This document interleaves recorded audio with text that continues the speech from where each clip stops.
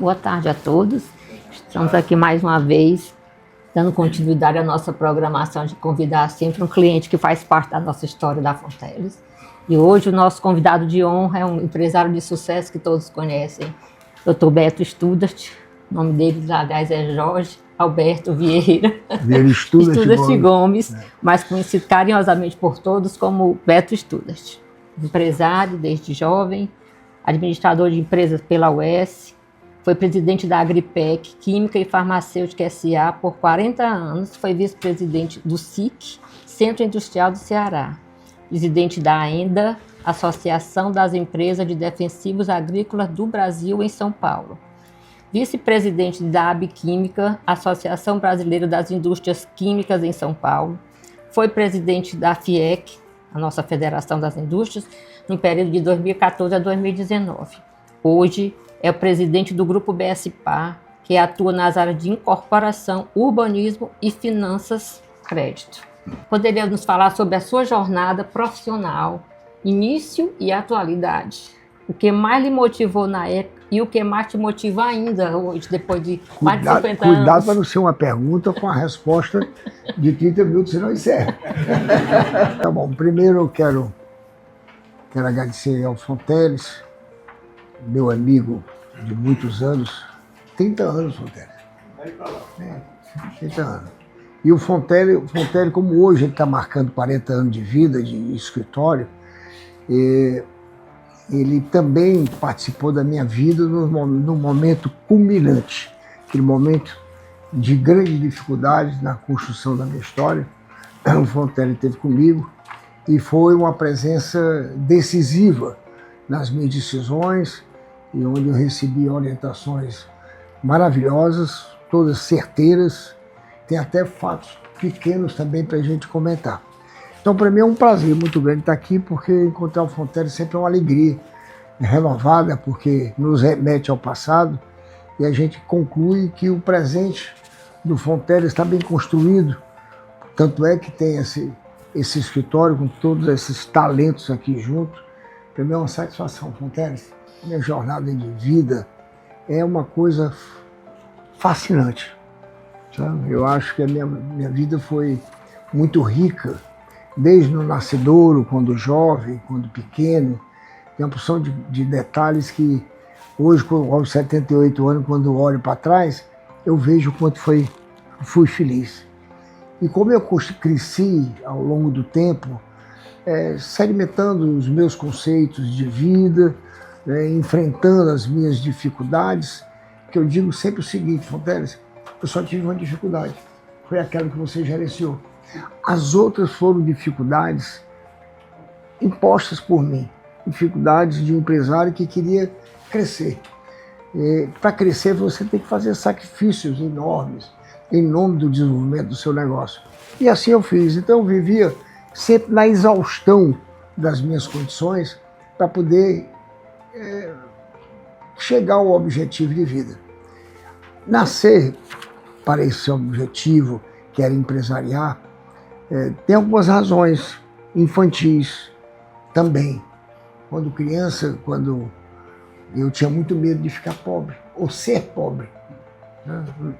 Ser pobre era um negócio que me chamava muita atenção, porque eu tinha exemplos dessa natureza na minha convivência cotidiana, porque eu morava em Messejana. Eu morava dentro do Hospital de Messejana, que o papai era diretor.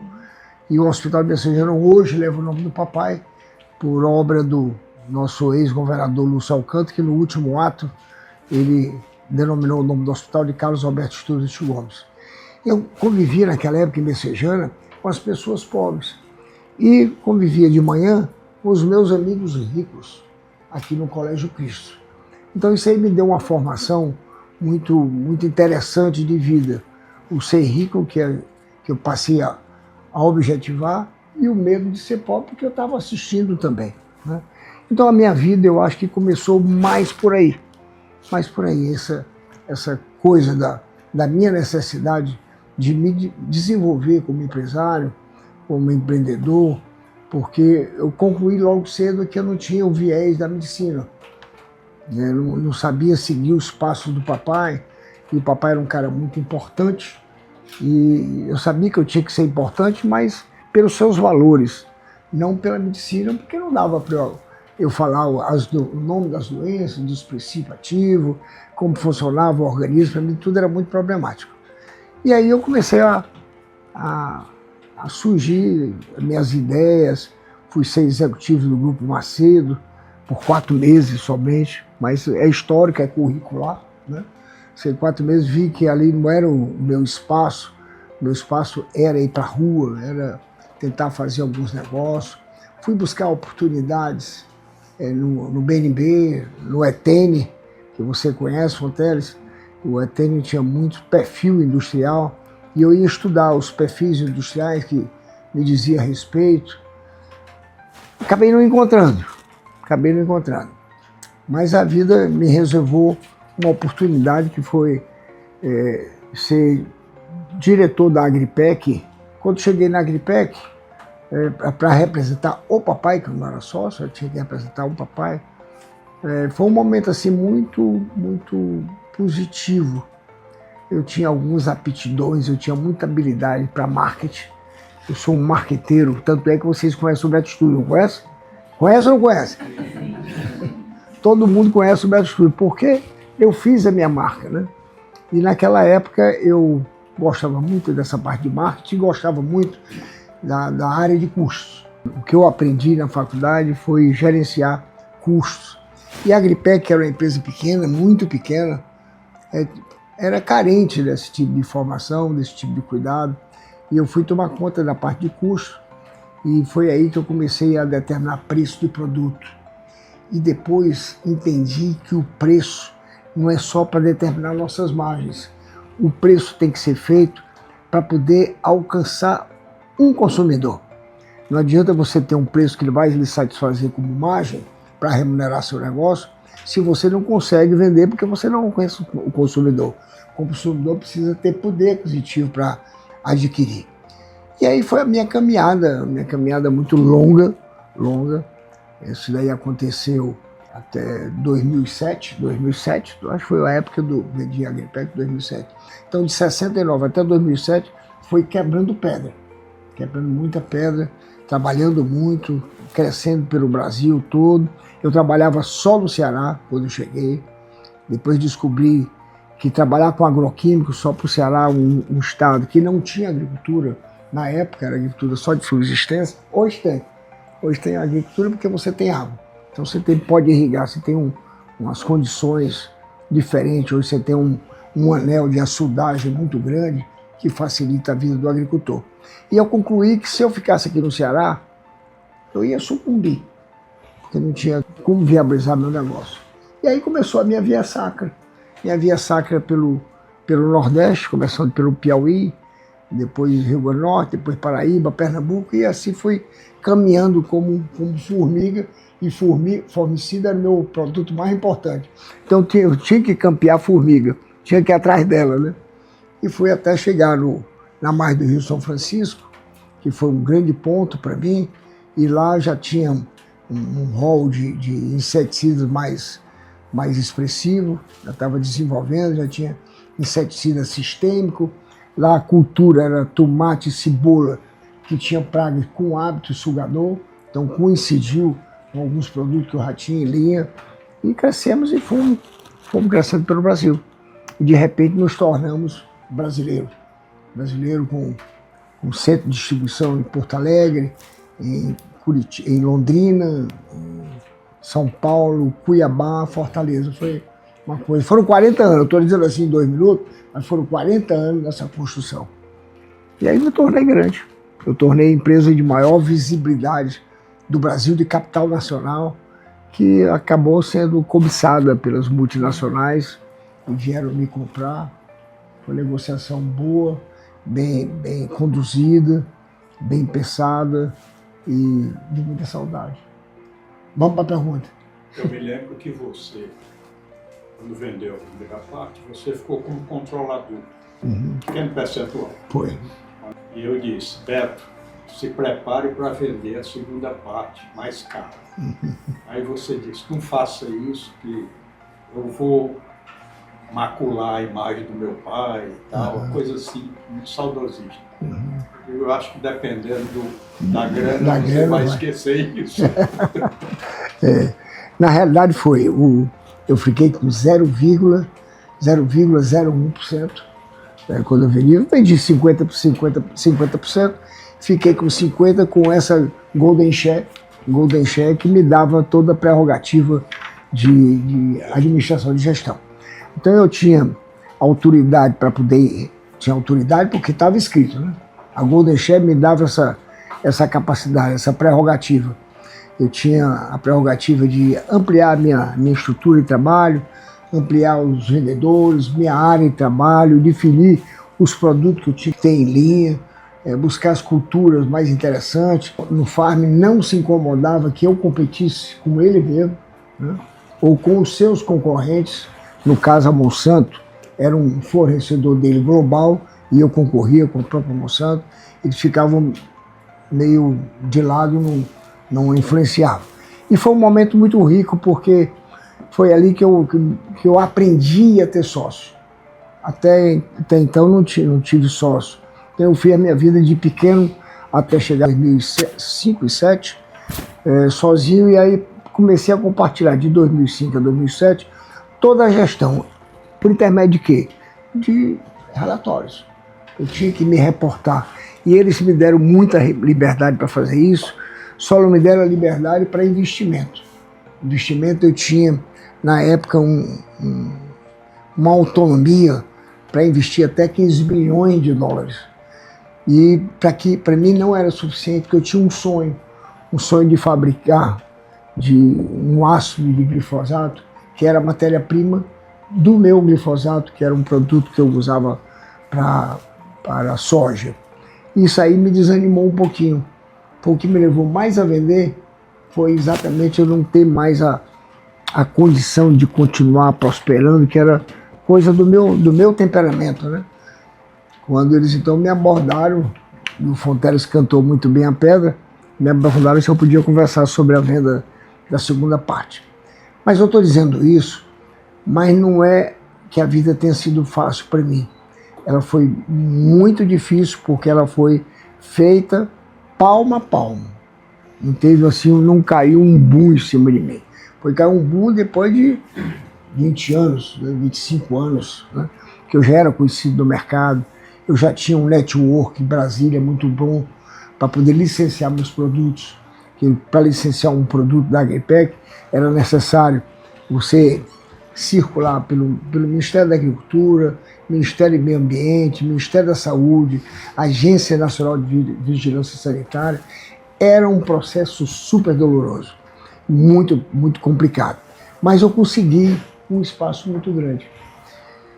Teve alguns fatos também, teve esse fato de network em Brasília, foi bom para eu ter uma linha de produto razoável. Mas teve um fato também importante e marcante na minha vida. Os produtos que eu formulava, eram formulados à base de talco, que era esteatita. E aquilo tinha um odor. Como a fábrica era muito pequenininha, a fábrica era em frente ao convento dos Frades. Tinha um produto à base de malation, que era para grãos armazenados, e esse produto tinha um odor forte, tanto ele como um BHC, que era um inseticida clorado. E os ambientalistas começaram a fazer uma campanha muito grande em cima de mim. E o jornal O Povo acompanhou a campanha. Então, semanalmente eu estava na capa do jornal O Povo. E aquele negócio que me constrangia muito. Como é que eu não estou fazendo as coisas a propósito, eu estou ali porque Messejana era um meio distrito industrial, porque era um ambiente de morada, né? As pessoas vinham trabalhar em Fortaleza, voltavam para lá, e a minha indústria começou a crescer. E o jornal O Povo fez tanta pressão que eu resolvi fazer um projeto para a Sudene. E esse projeto da Sudene, eu acho que foi a minha grande tacada. Tacada porque eu passei a colocar no papel os meus sonhos como indústria, como fábrica, né? E tive algumas dificuldades para aprovação, mas teve a intervenção do César Carlos, que na época era ministro, não sei qual era a pasta dele, e o César, hein? Minas e Energia. Minas e Energia, E o César Carlos interferiu a meu pedido com o superintendente da SUDENE para poder passar na frente, porque eu estava sofrendo problema de ordem ambiental, que eu tinha que sair de lá. E assim foi feito. E eu tive uma habilidade para tratar com dinheiro oriundo do sistema SUDENE. Eu dei muita velocidade, porque na época, com todo o respeito às pessoas que faziam o SUDENE, que hoje não fazem mais, a turma misturava muitos recursos com o overprice. Não sei se você lembra disso. Nós dois tivemos a oportunidade de conviver com todo o Brasil. Nós conhecemos o regime de exceção. Vocês não sabem nem o que é revolução. Não sabe. Vocês não sabem o que é o exército tomar conta do Brasil. Não sabe. Então isso aí, como empresário, eu acho que esse fato é um fato curricular para nós dois. Nos credencia. Porque nós conhecemos um regime de exceção que é totalmente diferente desse ambiente que a gente diz ser democrático. Embora eu não esteja sendo, mas a gente diz ser democrático. Que a gente tem que ter muito cuidado, mas é assim que caminha. Em 1981 fizeram um acordo e aí começou o regime democrático. E o primeiro governo foi do Tancredo Neves. Tancredo Neves é um cara de uma habilidade política muito grande, mineiro, era um craque. E ele então tinha um acesso aos militares e fizeram costurado pelo Ulisses Guimarães. Olha a minha memória aí, ó, tá vendo aí? Pelo Ulisses Guimarães, o Zé Sarney, que ele foi um grande político na época, né? Os militares resolveram criar um ambiente novo para a democracia brasileira. E o Tancredo, no dia da posse, ele faleceu. Então foi um problema muito grave no Brasil, porque o primeiro presidente, depois do regime de exceção, ia assumir, não assumiu, e veio o Zé Sarney. E o Zé Sarney, quando chegou, eu gostava muito dele, mas ele não era um cara muito correto, né? A gente sabe que não era. E ele pegou, pessoal, um regime de inflação brasileira de 84% ao mês. Vocês já pensaram o que é isso? 84% ao mês. Você começa o mês com um produto valendo R$10, termina o mês com um produto valendo 20. Nessa época nós trabalhávamos muito para poder fazer tabela de preço, como é que nós íamos ajustar. O dólar era difícil trabalhar, porque tinha o dólar como uma moeda parâmetro, né? Fazíamos tabela no avião, ia para São Paulo, para o Rio. Foi um esforço muito grande, até que dentro do governo do Sarney, ele criou um grupo de estudo. O estudo já foi no Fernando Collor, né? Itamar. Foi do Itamar. E a coisa foi se acelerando. Quando chegou no Fernando Collor, depois do Sarney, veio o Fernando Collor, que para poder conter o regime de inflação, ele congelou os preços. Então a indústria ficou liquidada. Já pensaram, esse regime inercial do preço, de repente você congela. Então criou um colapso para a indústria muito grande e eu estava inserido nesse contexto. Esse congelamento de preço eu acho que foi um grande momento. Está vendo que eu sou cheio de grandes momentos? Foi um grande momento da minha vida. Porque a Bayer, que era fornecedora de um produto que eu tinha chamado paratium metílico, ela congelou o preço em alta. Sofismou o preço, congelou em cima. E eu fiquei, meu Deus, eu vou tirar o produto mais importante da minha linha, como é que eu vou fazer? E eu fui, não tinha como é que eu ia pedir socorro, a quem eu ia pedir socorro. E só tinha um jeito, foi aí que descobri o mercado internacional por conta desse fato gravíssimo no governo Sarney. Eu fui na Cassex, que não tinha aqui Cassex, só tinha no Rio. Eu fui à Cassex, encontrei com uma pessoa chamada Walter Silva, até o nome dele ainda me lembro, e esse cara era o chefe da Cassex. E eu expus para ele toda a situação dramática que a Agripec estava vivendo, e ele disse: Beto, nós não podemos autorizar a importação de produto. Eu queria trazer do exterior para suprir o fornecimento da Bayer. Nós não podemos fazer nada, mas me dê 10 dias.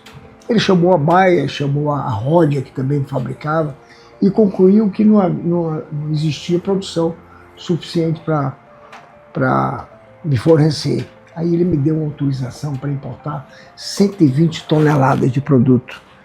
Eu fui assustado. Primeiro que eu nunca tinha visto um número daquele, 120 toneladas, eu consumi em torno de 8 toneladas por mês, né? Mas foi a grande tacada. Por quê? Porque ao conseguir essa autorização de importação, que na época era proibido importar para proteger a indústria que estava instalada aqui no Brasil. Porque aí eu comecei a criar uma intimidade com o mercado internacional. Fui para a Europa, fui para a China, fui para a Índia. Comecei a conhecer o mundo e as alternativas de suprimento, por conta desse fato, né? E aí a Agripec cresceu porque teve um detalhe também, Fonteles. A multinacional, até hoje, ele fornece o produto em setembro e vai receber em abril. Então você tem 6 meses de prazo. E eu, como indústria nacional, eu não tinha prata para aguentar o negócio, né? E com o mercado internacional, eu passei a ter prazo nas minhas importações. Começou com 180 dias, depois 240, depois até 360. Isso aí me capacitou a entrar no mercado brasileiro, como todo, né? Participar do grande mercado que era São Paulo e Paraná. Depois do Sarney veio o Collor de Mello. Outro plano, olha a vida do empresário como era. O outro plano, ele chegou e meteu a mão em tudo aquilo que a gente tinha que estava no banco. Você já pensou você dormir e amanhã você não tem um tostão? Só tinha direito a 50 moedas. 50 moedas, qual era a moeda? Só tinha direito a 50 moedas. E só podia, Fonteles, só podia meter a mão no dinheiro se ele tivesse uma dívida contraída antes daquela data, né? E eu, quando saí da fábrica, já era lá no Maracanaú, eu disse, meu amigo, agora com esse dinheiro congelado, eu tinha produto, matéria-prima no Porto de Santos, que eu tinha que pagar os impostos, e não tinha mais dinheiro para pagar nem os impostos. Como é que eu vou fazer? E fui para casa. Esse dia foi um dia lindíssimo. Aí fui para casa, eu disse, agora eu estou liquidado. Agora não tem jeito não. Já tinha havido negócio do Paratió, um outro problema, congelamento de preço, né? Era um outro fato, 6 anos depois do congelamento de todas as nossas finanças, que eram escassas, não existiu, pouco existiu, levaram. E eu fui para casa na sexta-feira à noite, passei a noite acordado. Quando foi sábado, eu resolvi também não me levantar da minha redinha no quarto. Eu morava, o Fonteles conheceu minha casa, eu morava numa casa muito boa ali nas Dunas, e a Ana Maria parece que disse para minha mãe que eu não saía do quarto, tinha 1 dia e meio. Aí a mamãe pegou um carro, o motorista foi bater lá em casa, foi no meu quarto, disse, meu filho, o que é que você tem? Disse, mamãe, aconteceu isso, ó, e foi congelado todos os recursos financeiros, e estou liquidado agora. A mamãe disse assim, meu filho, faz o seguinte, levante, toma um banho e vamos conversar. Eu fui assim, fiz, obediente, tomei um banho, e saí com ela acendendo as luzes. Sempre gostei muito de luz, de lâmpadas, claridade. E fui lá pro meu deck. No meu deck eu contei para ela tudinho. Ela disse, faça o seguinte, você já levantou, tomou banho, está aqui conversando comigo. Você deverá ter alguma ideia. Eu disse, obrigado, mamãe, e tal. Ela foi embora e eu fui deitar. Quando foi de madrugada, Fonteles, eu não tinha dormido, né? De madrugada, eu pensei num ato. Acho que foi o ato de caridade cristã comigo mesmo. Eu, o cristão, precisava, né? Qual foi a minha atitude? Não passar a data do meu computador. Peguei os meus 2 diretores, era um gerente e um diretor, levei para a fábrica no domingo e disse qual era a minha ideia. Congelar a data, 31 de março. Aí um vendedor disse, o gerente disse para mim, doutor Beto, isso não vai dar certo não. Eu disse, rapaz, só tem um jeito. É você vir trabalhar segunda-feira comigo, ligar para o Brasil todo e disse, nós estamos congelados dia 31 de março. Porque a portaria dizia que o cara só podia pagar, só podia meter a mão no dinheiro para pagar contas contraídas antes. E o Brasil todo veio correndo para comprar e a gente faturando. Em uma semana nós zeramos o estoque da fábrica, com data de 31 de março. O caixa ficou gordo, paguei minhas contas, desembaracei meus produtos que estavam no Porto de Santos, continuei a vida. Aí veio depois disso, veio uma outra tacada que foi a época do Itamar Franco. Como o preço estava muito solto, voltou a ficar solto, a inflação voltou a acontecer, o Itamar Franco chegou e criaram com um grupo de senhores da economia e também experts em psicologia, eles criaram uma unidade padrão de valor, URV, Unidade de Referência de Valor, URV. Isso aí eles indexaram mais ou menos ao dólar, mais ou menos ao dólar. Então você ia comprar um carro, o cara dizia, não, esse meu carro aqui custa 1000 URV. Criaram, atrelaram, indexaram a uma moeda, era o URV. E todo mundo se acostumou a comprar com o URV. Lembra, Fontana, disso? Lembro demais, porque o URV passou a ser um valor de referência. É uma diferença. É como se você tivesse uma moeda dura. Olha, foi um momento, assim, espetacular da vida nacional, concorda? Foi um momento lindo, porque quando chegou num determinado momento, o governo criou o real. Esse real que nós estamos trabalhando agora. Um real era igual a um URV. Então, deixar de chamar de URV para chamar de real. Então ficou tudo ok. Fizeram o quê? Tiraram uma política financeira que trouxeram o dólar, que estava em 2,25, trouxeram para 0,85. Foi na época que eu te conheci para poder resolver as minhas causas. Esse 0,85, essa valorização do nosso real, valorizou. Você, com 0,85 reais você comprava $1. Tá, pessoal, o negócio é uma anomalia total, absoluta, né? E na época eu já trabalhava muito fortemente com a soja. E a soja era totalmente atrelada ao dólar. Quando eu vendia, estava atrelado ao dólar. Fazia um contrato, era um duplicata, era um título de crédito e você fazia um contrato que valia tantos dólares. Quando houve essa valorização do real, a agricultura brasileira quebrou e quem estava embarcado com ela, que estava fornecendo para ela, também quebrou. Foi aí que veio a minha um grave problema de vida profissional. Nessa época eu tinha 6 bancos, não era, Fontana? 6 bancos que eu tinha operação de curto prazo. E não se falava em negociação, negócio de 24, 36 meses, que os bancos hoje eles fazem com maior facilidade. Na época não tinha isso não. Era 30 dias, 60 dias. E um dia eu tinha uma operação no Banco do Brasil, e eu cheguei para o gerente e disse, meu amigo, me dê um prazo aí em cima dessa operação de 30 dias. Ele disse, não, eu quero lhe ver todo mês. Essa aí foi a gota d'água, Fonteles. Eu quero lhe ver todo mês. Eu disse, pronto, agora lascou, porque eu não vou poder viajar, eu gostava muito de viajar para vender. Pegava um fusquinha e saía fazendo o Nordeste todo. Foi na época então que eu tive a ideia, isso aí foi, tem um fato muito interessante, que eu vou contar dos Fonteles. Nós estávamos lá em casa, não tinha resolvido nada. Naquela época, o negócio de fluxo de caixa era uma ferramenta que só o Fonteles tinha na cabeça, que era muito adiantado. E a gente era mais o dia a dia, era fazer cálculo no dia a dia, qual é o saldo hoje para gastar amanhã, né? A gente não tinha visão de longo prazo.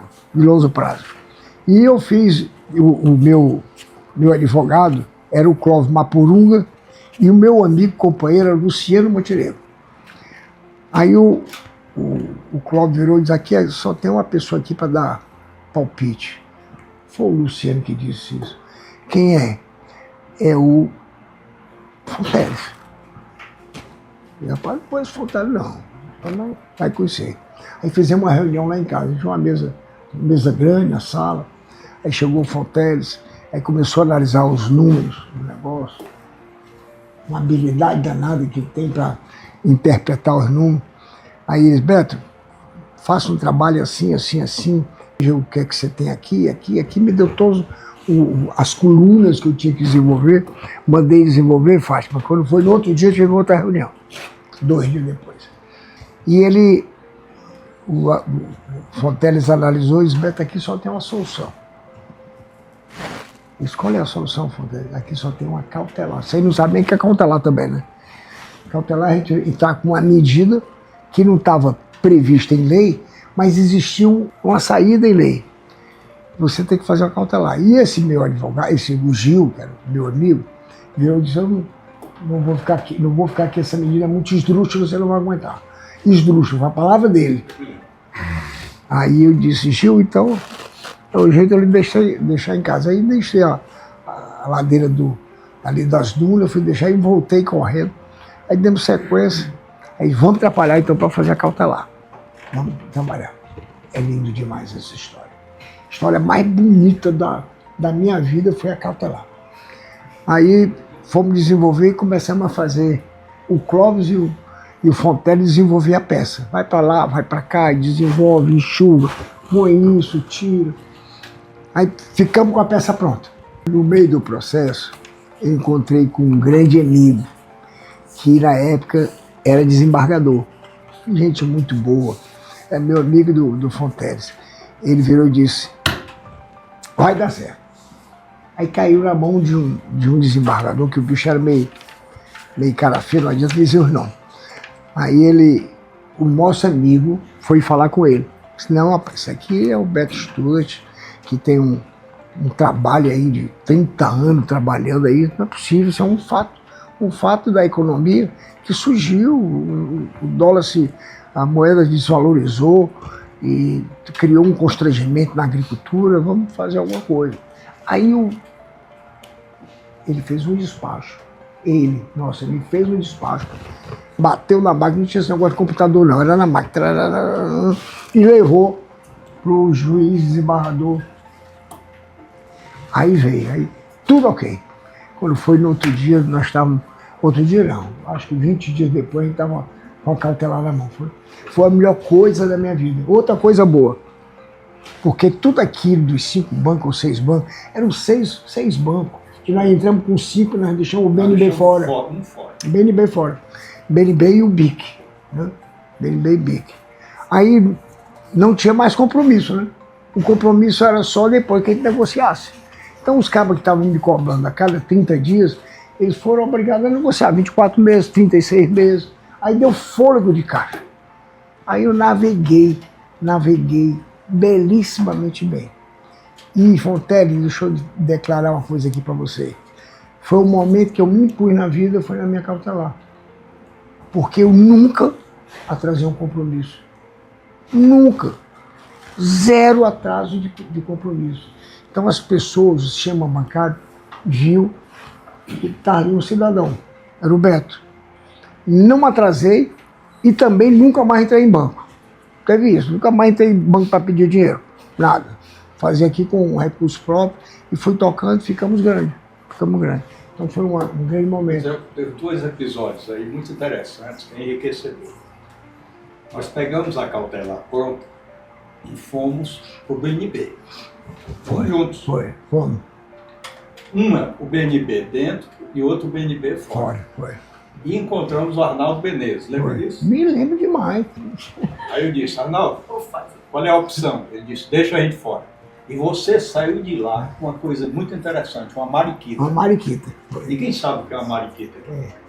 Diga você. É mariquita, interessante que eu chamava minha mulher de mariquita. Aí ele chamou a gerente do banco de BNB, lá na agência de BNB, que estava atrás numa salinha, aí virou e disse assim, a Agripec, o Beto, tem quanto de limite? Aí ela disse 3 milhões, um negócio desse, 3 milhões. Aí ela disse, continue a operar com o Beto, no mesmo dia, continue a operar com o Beto na medida das marchas. Aí é o que eu queria, na medida das marchas. E por que o Banco Nordeste era importante? Porque ele tinha uma capilaridade com o interior muito grande, era onde eu vendia. Então ele tinha capilaridade, ele podia fazer a rotação das duplicatas.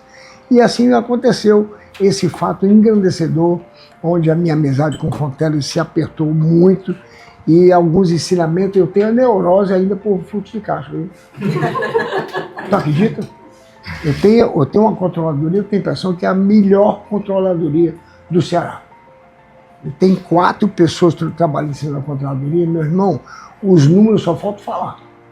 É impressionante, porque o controller, a controladoria, ele tem que ter ouvido. Ter ouvido para poder pegar os fatos reais, né, do nosso cotidiano e transformar os fatos em número. E ela sabe mais que eu. Ela sabe mais sobre venda, sobre distrato, sobre construção, exposição de caixa em cada obra que a gente tem, sabe? Tudo decorado. Sabe decorar, são muito inteligentes, e são decorados, mas está tudo planilhado. Né? E eu aprendi isso aqui com o Fonteles. Isso foi interessante esse episódio. Não, você tem que vir aqui a cada 30 Cada dias. 30 dias. Eu ouvi isso. E aí, eles passaram ali visitando a fábrica. Passaram a visitar, inverteu totalmente. Inverteu. Quando foi em 2007, 2005 eu vendi 50% da Agripec, ficamos bem capitalizados, e os outros 50%, botamos um bocado de dólar no bolso. E eu fiquei jovem, em 2007 eu tinha 40 anos, 50 anos, um broto, né? 50 anos com um bocado de dólar no bolso, que aí você acha? Tá tudo certo. E vim para cá, para esse prédio. Aqui eu comprei no 11º andar, eu comprei um andar e fiquei aqui e iniciei aí o meu processo de ingresso na minha vida de incorporador. O 13, é.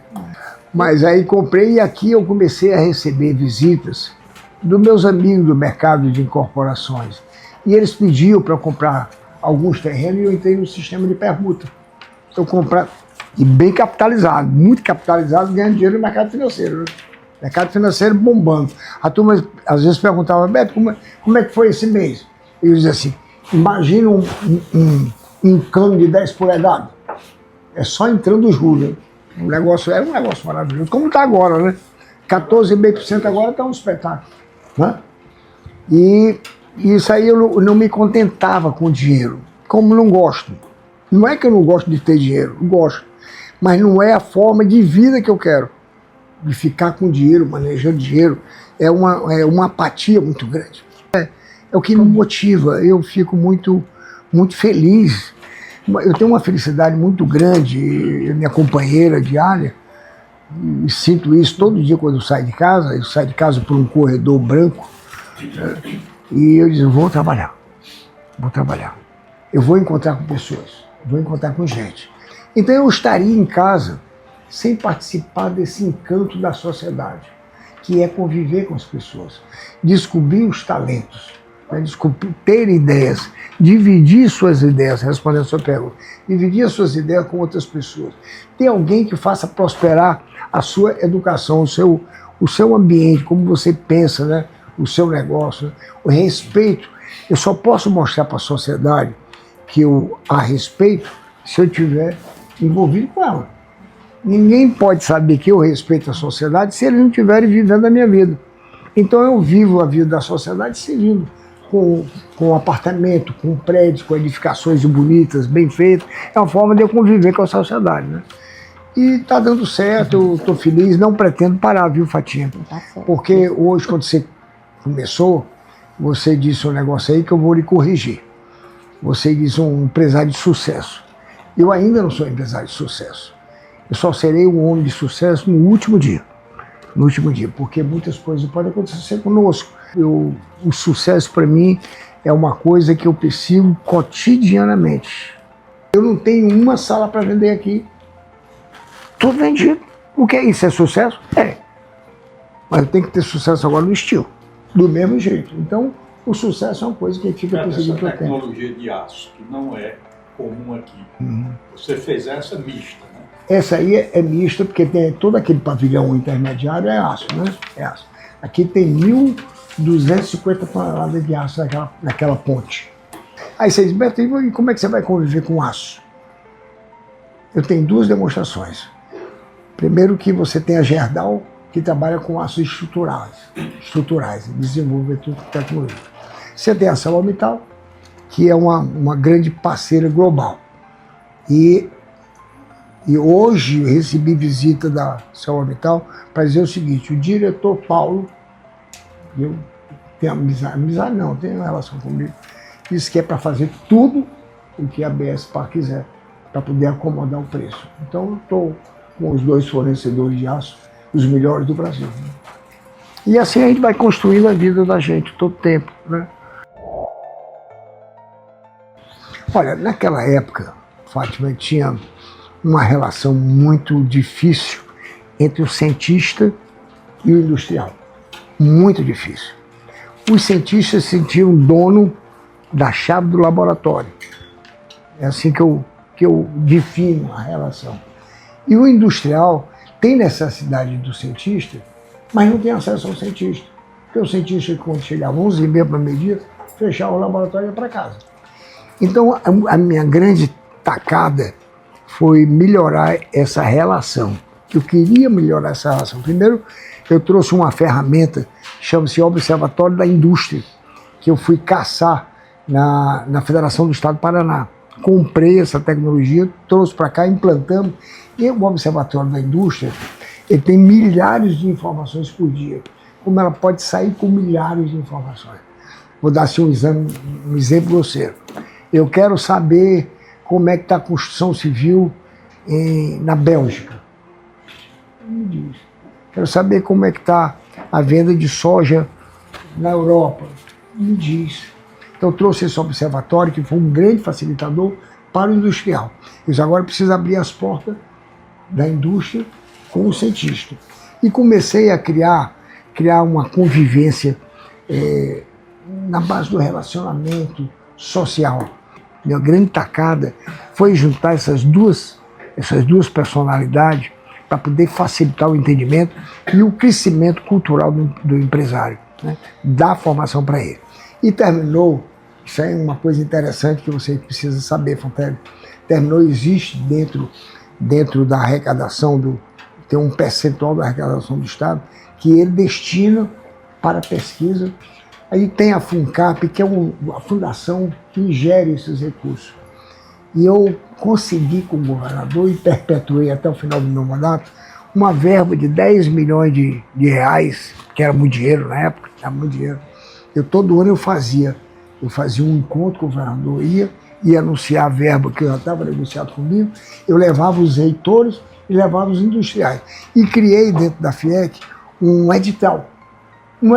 Que, cara, você tem um projeto, depois manda aqui para a FIEC, que nós vamos botar dentro do edital, se passar nós vamos indicar recursos para você. E eu que indicava. 300 mil para um, 400 para outro, 500 para outro. Então eu fui um facilitador para trazer a sociedade para dentro, trazer o industrial para dentro, trazer o professor para dentro, o cientista para dentro. Então criamos inclusive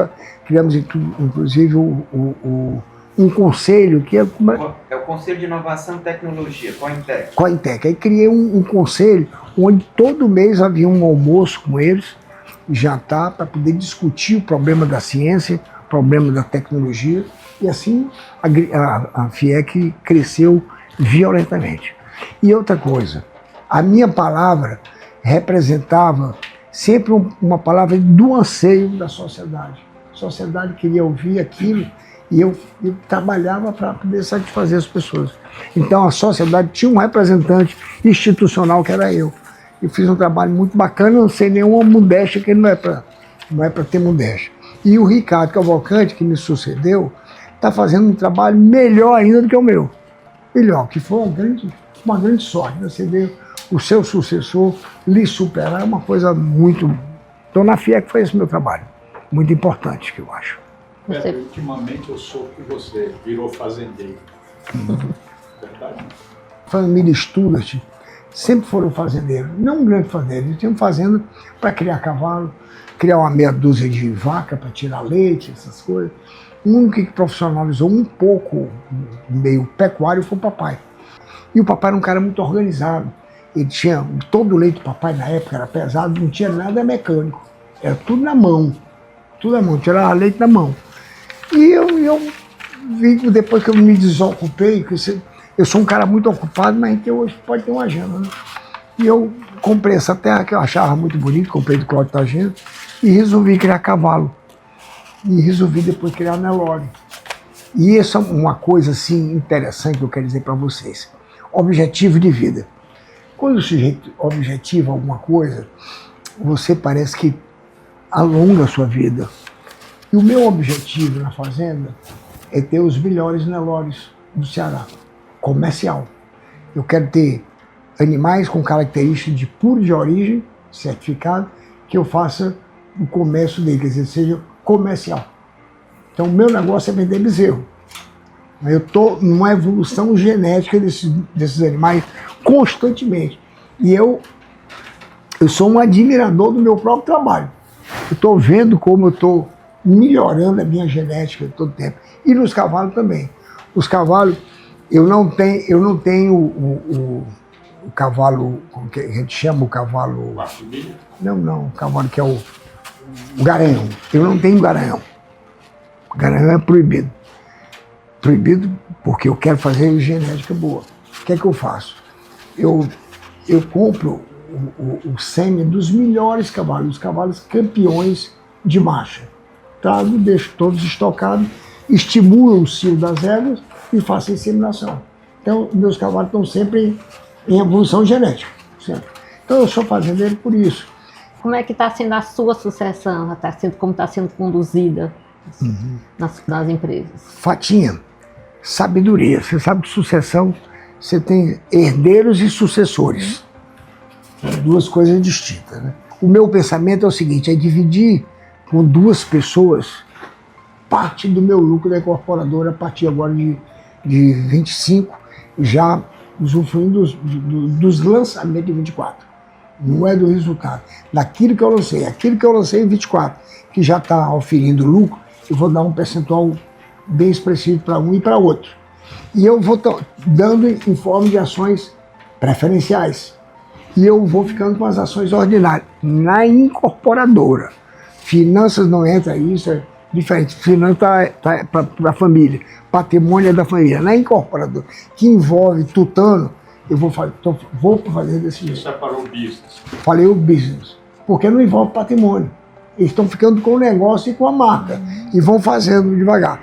Ficam com a preferencial e eu fico com a ordinária. Quando eu zerar minha posição ordinária, transformo as preferenciais em ordinária. Acabou. Está feita a sucessão. Não necessariamente, se eu entregar isso aos filhos, não, porque não tem aptidão empresária. A Patrícia é psicóloga, a outra filha mora em São Paulo, a Karine é bando de criação aqui, o negócio dela é publicidade, não tem como tocar.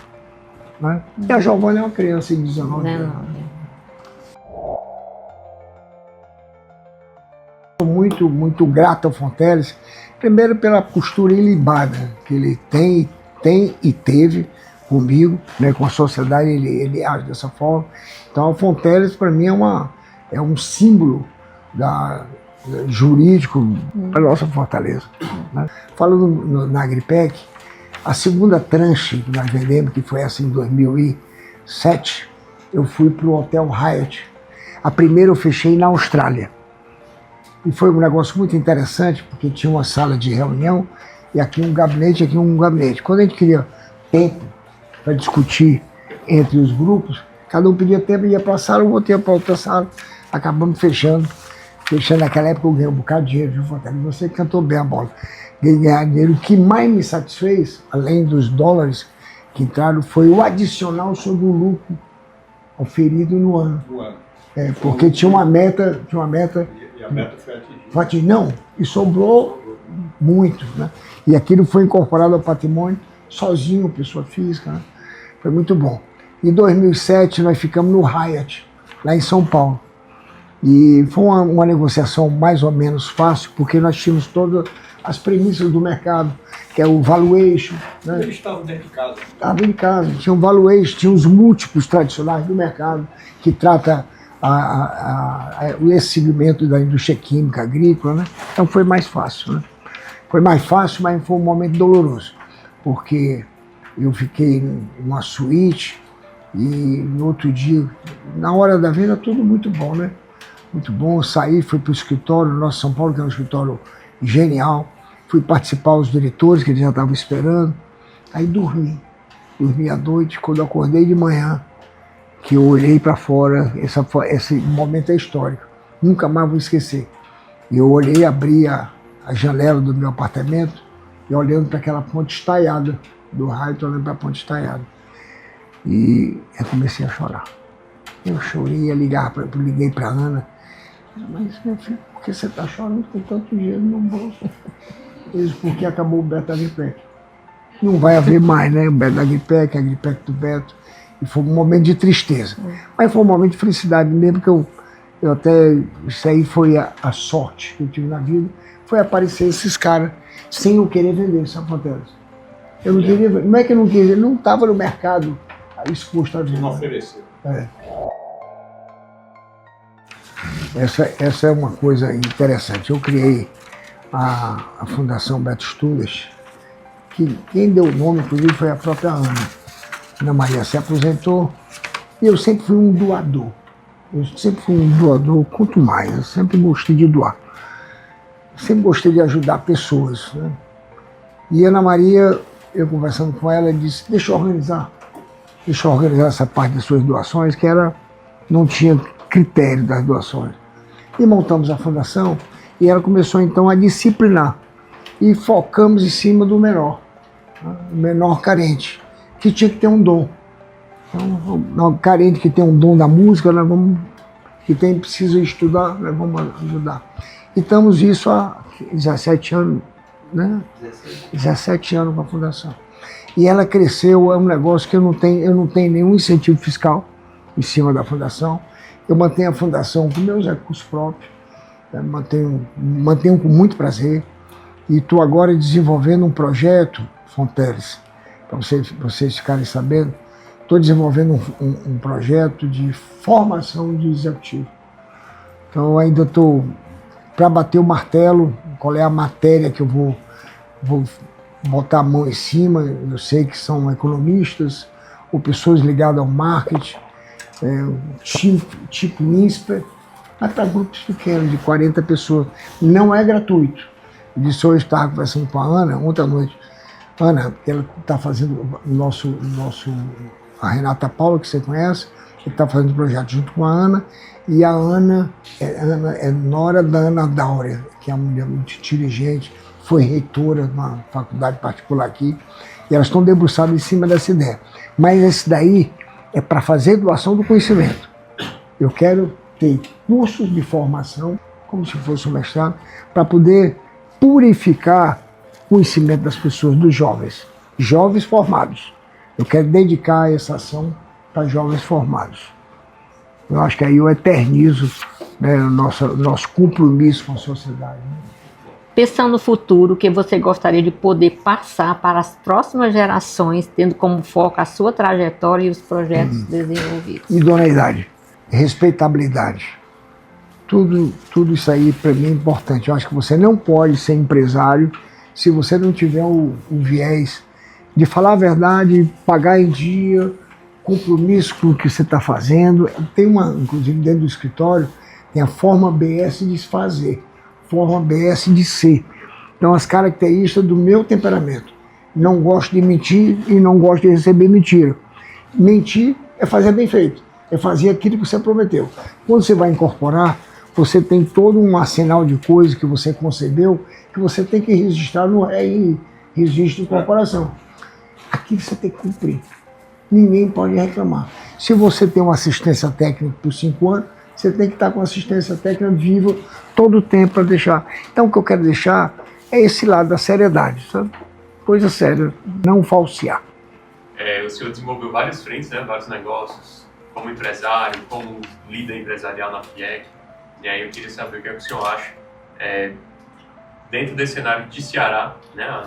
As lideranças que nós temos, o que nós possamos vir a ter, e os ramos que o Ceará pode explorar daí nesses próximos anos, economicamente. As atividades que eu apostaria para o Ceará, você já ouviu falar na Atlântida, continente desaparecido? Muito bem. Normalmente ninguém sabe o que é isso. A Atlântida é mais ou menos uma coisa de Plutão, na época de Cristo, que se imaginou um continente em excelência, que desapareceu porque os valores desapareceram. Não existe mais. Então eu vejo o Ceará como a Atlântida. É um continente que está aparecendo, onde está vendo a mutação da pobreza para a riqueza. Eu sou testemunho da pobreza do Ceará. O tempo me deu essa oportunidade de ver pobres mesmo. Vi na época que não tinha Bolsa Família, tanto eu como Fonteles vimos em cada esquina dessa, na época do verão, pessoas passando fome, com chapéu de palha na cabeça, com a roupa rasgada. Essas coisas estão mudando. Então a Atlântida, por quê? Porque o sol, que era abrasador, e o vento, que era irritante, está transformando em riqueza. O sol serviu para ele botar a fotovoltaica e o vento serviu para ele botar os eólicas. Então nós estamos transformando aquilo que era pobreza absoluta em riqueza. A mutação da riqueza. Era o pobre que se transformou em rico e com a possibilidade da gente transformar mais ainda, na medida, deixa passar esse momento Trump, tá? Mais ainda pegar essas riquezas e transformar em hidrogênio, que talvez seja a última das energias, a mais pura, porque não polui, né? Não polui. Então eu vejo o Ceará nesse ambiente da Atlântida perdida. O novo continente do Brasil é aqui, onde você mora. Pode esperar que você vai assistir esse Ceará rico. A gente tem uma amizade sólida de muitos anos e ficamos felizes em ter ajudado. Muito. E aqui você sabe que eu digo para os meus clientes, o cliente não toca a campanha, chuta a porta. E eu agradeço a você, Fonteles, pela oportunidade, Fatinha, de falar com vocês, bater esse papo. É tão bom, é bom a gente falar. Porque é uma forma da gente rememorar a história, né? De viver. E eu tenho esse privilégio, sabe? De olhar para trás, olhar com desenvoltura para a minha história, como eu construí as minhas estratégias, como é que foi feita. Se houve, não houve, da minha forma de entender, não houve máculas, né? Pelo contrário, foi só... É diferente de você, João, você ainda tem que chegar lá, viu? Né? Ainda tem que chegar, tem que construir, tem que ter muito cuidado.